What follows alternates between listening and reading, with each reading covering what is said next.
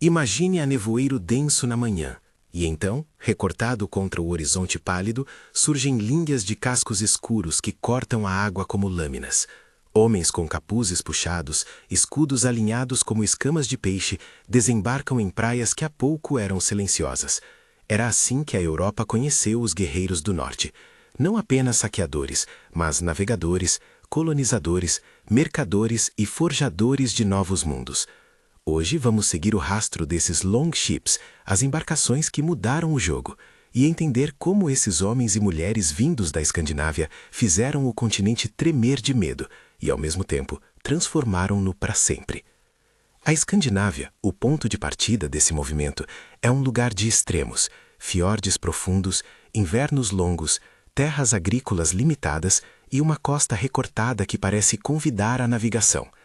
Em ambientes onde o solo nem sempre dava para sustentar uma família numerosa, o mar tornou-se mais que um recurso, tornou-se a estrada mais promissora. O oceano dava acesso a peixes, às rotas comerciais e a terras mais férteis além-mar. A vida ali moldou corpos e mentes acostumados ao frio, ao vento e ao risco. E também a uma tecnologia naval superior ao que muitos povos costeiros da Europa possuíam naquela época. Pense nisso. Quando uma comunidade inteira aprendeu a viver do mar, navegar deixou de ser apenas habilidade e tornou-se vantagem estratégica. Como essa vantagem se traduziu em poder e em fama? Vamos ver em seguida. Se você gosta de histórias épicas e quer entender como eventos do passado moldaram o presente, já deixa seu like e se inscreve. Tem muito mais vindo por aí. Os longships, a espinha dorsal da expansão, eram embarcações notáveis. Construídos com tábuas sobrepostas, em técnica chamada clinker, eram leves, flexíveis e resistentes. Tinham um casco raso que permitia enfrentar o alto mar e, ao mesmo tempo, subir rios rasos até aldeias interiores. Eram movidos a vela e a remos, o que lhes dava velocidade e manobrabilidade. Por isso, uma frota viking podia aparecer no litoral numa manhã e em poucas horas estar rio acima, surpreendendo populações que acreditavam estar seguras em locais aparentemente inalcançáveis. A combinação de velocidade, surpresa e a capacidade de transportar homens e pilhagem era uma fórmula quase letal. Além disso, a habilidade dos navegadores nórdicos de ler o vento, as correntes e até a fauna marinha os tornou capazes de viagens que impressionavam as outras nações. Como resultado, o mar deixou de ser barreira e passou a ser ponte, e às vezes porta de entrada para a violência. A sociedade viking tinha suas estruturas e motivações próprias. No topo social estava o jarlo, palavra nórdica que designa um nobre ou chefe local, seguido pelos carlos, camponeses livres que podiam lutar e negociar, e pelos thralls, escravos que realizavam grande parte do trabalho pesado. O estatuto social não era imutável. A riqueza obtida em expedições podia transformar um homem comum em um chefe respeitado. Honra, fama e riqueza eram motores poderosos. As assembleias locais, chamadas things, regulavam disputas e escolhas políticas, mostrando que havia regras e instituições, embora diferentes das cortes feudais continentais. Motivações para partir em expedições eram diversas: busca por recursos e terras cultiváveis, comércio lucrativo, ganho de prestígio pessoal, vingança por ofensas ou exílio interno que empurrava homens para a aventura. O resultado foi uma cultura onde a mobilidade e a capacidade de usar a força quando necessário era valorizada e recompensada. As táticas militares viking combinavam tecnologia naval e surpresa.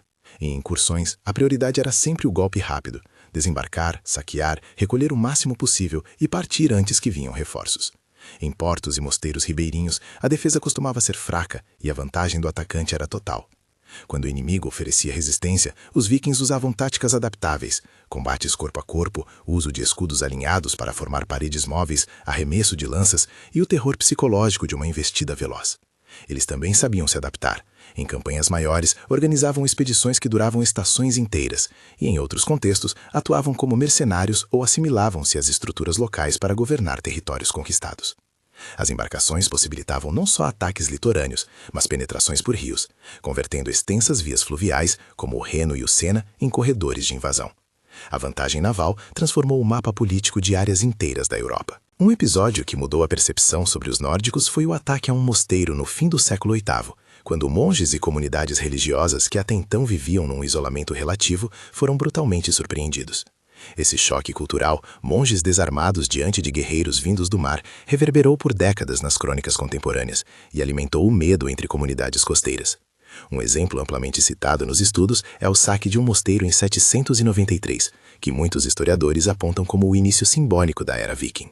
As crônicas anglo-saxãs registraram o medo e a perplexidade daqueles dias. O impacto social foi imediato.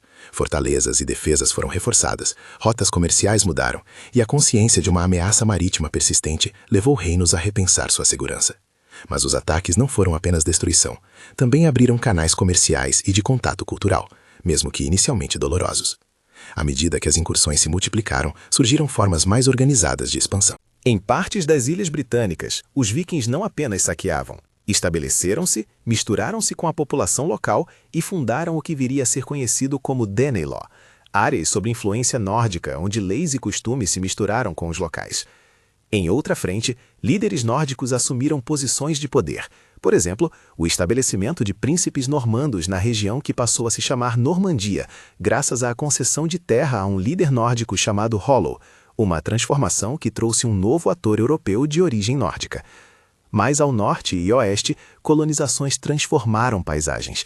A ocupação da Islândia e depois a colonização da Groenlândia e a breve chegada ocasional à costa da América do Norte, chamada Vinland nas sagas, mostram que o alcance viking ia além de simples incursões. Havia ambição de habitar e cultivar novos territórios. As viagens para o oeste, muitas delas preservadas nas sagas islandesas, têm um grau de historicidade variável. Arqueologia e fontes escritas se somam para desenhar esse quadro, mas nem tudo está cristalino. Não se pode falar da era viking sem dizer que ela também produziu figuras que se tornaram símbolo. Alguns nomes têm base histórica, outros são em grande parte lendários. Ragnar Lothbrok, por exemplo, é um personagem que aparece nas sagas com feitos grandiosos, mas seu retrato é uma mistura de tradição oral e mito. Sua historicidade é incerta. Por outro lado, há líderes com documentação melhor suportada, como Harald Hardrada, cujo fim na Batalha de Stamford Bridge é bem conhecido na tradição anglo-saxã e nas crônicas nórdicas. Ele simboliza uma fase tardia, quando os chefes nórdicos buscavam coroas e poder centralizado em vez de apenas saquear. Essa tensão entre lenda e fato é crucial. As sagas serviam a propósitos culturais e de memória, não a um jornalismo contemporâneo. Por isso, quando as fontes dizem que um nome realizou feitos hercúleos, é preciso separar o que é demonstração cultural de prestígio do que pode ser corroborado por documentação ou arqueologia. Em paralelo às incursões e colonizações, muitos nórdicos atuaram como comerciantes e mercenários. As rotas que ligavam a Escandinávia, Europa Ocidental e Leste, via rios que desaguavam no Báltico, Mar Negro e no interior da Rússia, tornaram-se corredores comerciais. Ouro, escravos, peles, âmbar e metais circulavam por essas vias. Alguns nórdicos se tornaram famosos por servir como guardas e soldados em reinos distantes. Os chamados varegos, varangianos, integraram guardas de elite no Império Bizantino, por exemplo, atraídos por salários e saques, e ali adquiriram influência e riqueza. Essa presença no Mediterrâneo e no leste europeu demonstra que a mobilidade viking se articulou tanto com violência quanto com diplomacia e comércio. A ascensão do poder nórdico atingiu um clímax quando as incursões sazonais começaram a se converter em autoridade política duradoura. Em certas regiões, líderes locais conseguiram consolidar poder, transformar títulos e jogar as regras políticas do continente para um novo patamar. A formação de núcleos de poder com base viking implicou na criação de laços matrimoniais, pactos e acordos de terra que integraram os nórdicos aos sistemas dirigentes locais. Em alguns lugares, isso levou à institucionalização de regras e à adoção gradual de práticas cristãs, um processo que, embora muitas vezes traumático, acabou por reduzir a frequência e a intensidade dos raids. O ponto de virada foi então tanto político quanto religioso.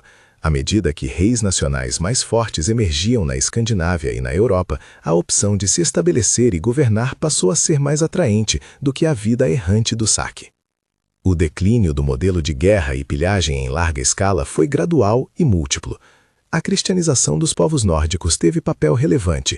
Conversões paulatinamente alteraram valores, legitimação de poder e alianças com reinos cristãos. Ao mesmo tempo, a centralização do poder em reinos no norte e na Europa criou estruturas capazes de resistir melhor às incursões. Mudanças econômicas maiores, como a intensificação do comércio regular e a integração em circuitos monetários, também transformaram em incentivos. Era mais seguro e lucrativo investir em comércio e território do que arriscar tudo em saques cada vez mais arriscados. Esses processos se estenderam ao longo de séculos, até que a figura clássica do Viking Raider foi, de certo modo, absorvida pelo próprio continente que eles haviam abalado. Mas o que restou desse encontro violento e criativo entre Norte e Sul? O legado viking é profundo e multifacetado. Linguisticamente, muitas palavras e topônimos nas Ilhas Britânicas e no continente derivam do nórdico antigo. Nomes de lugares e termos legais sobrevivem até hoje. Culturalmente, as sagas, a arte em pedra e o artesanato deixaram marcas estéticas reconhecíveis. Nos aspectos genéticos, estudos modernos mostram sinais de mistura em populações onde houve assentamentos nórdicos, confirmando que o encontro foi tanto biológico quanto cultural. Em termos institucionais, práticas como as assembleias locais, things, influenciaram formas de governança. Mesmo na tecnologia naval, a herança dos longships e dos princípios de construção influenciou depois navegações marítimas. E talvez mais sutilmente, a imagem do guerreiro do norte, resistente, disposto ao risco e com senso de honra, entrou no imaginário europeu, às vezes romantizada, às vezes demonizada. Não podemos, no entanto, ignorar a outra face dessa história. Onde passaram, os longships deixaram rastros de perda humana. Comunidades inteiras sofreram deslocamentos, monastérios e aldeias foram saqueados, vidas foram interrompidas. Ao contar a epopeia viking, é necessário reconhecer essas feridas e evitar a glamorização da violência. A narrativa histórica exige equilíbrio. Reconhecer feitos de navegação, comércio e estabelecimento, sem esquecer os custos sociais que acompanharam esses processos. Ao mesmo tempo, a dicotomia entre mito e fato continua a alimentar curiosidade. As sagas islandesas preservam memórias e tradições que são, ao mesmo tempo, literatura e arquivo cultural. As crônicas anglo-saxãs e francas registram terrores e políticas. A arqueologia reconstitui objetos, enterros e assentamentos que confirmam contatos e ocupações. Em pontos específicos há debates, datas de certos eventos, a extensão de certas colônias, a real personalidade de figuras míticas. Em vários casos, pesquisadores oferecem interpretações distintas, e é importante que o público saiba que algumas conclusões permanecem abertas à investigação. Antes de encerrar, um parêntese para indicar fontes e pontos a checar. Muitas das informações descritas apoiam-se em anais contemporâneos, como a Anglo-Saxon Chronicle e os Annales Regni Francorum, nas sagas islandesas, que têm valor literário e cultural, com grau de historicidade variável, em evidências arqueológicas, sítios de assentamento na Islândia, Groenlândia e locais como Lanceox e em estudos linguísticos e genéticos modernos. Em alguns trechos deste roteiro, usei referências históricas amplamente aceitas, mas há pontos em que datas e detalhes específicos devem ser verificados por pesquisa adicional. Por exemplo, a data e o local exatos do ataque que marca o início simbólico da Era Viking, 793, verificar data/local, os detalhes cronológicos da formação do Danelau e concessões em Normandy e Arolo, verificar datas/detalhes, o período exato de atividade dos varegues em Bizâncio, verificar períodos, e os registros sobre viagens a Vinland/América do Norte, verificar dados arqueológicos e crônicas. Recomenda-se consultar anais, publicações arqueológicas e revisões acadêmicas para confirmação antes da finalização de materiais de divulgação. Voltando à imagem inicial, quando olhamos para a lâmina escura do longship recortada contra a névoa, não vemos apenas terror. Vemos um ponto de inflexão na história da Europa. Onde os longships passaram, comunidades foram abaladas, mapas humanos se redesenharam e novos laços culturais surgiram. A Era Viking foi, em essência, um encontro de mobilidade, tecnologia e ambição.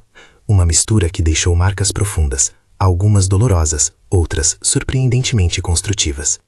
Se você quer continuar essa viagem, mergulhar num caso concreto e ver passo a passo como um saque abalou todo o mundo cristão, confira o vídeo sugerido na descrição sobre o ataque que chocou a Europa. Inscreva-se para não perder os próximos episódios dessa série sobre velhas ondas que mudaram o mundo. Onde os longships passaram, a história da Europa nunca mais foi a mesma.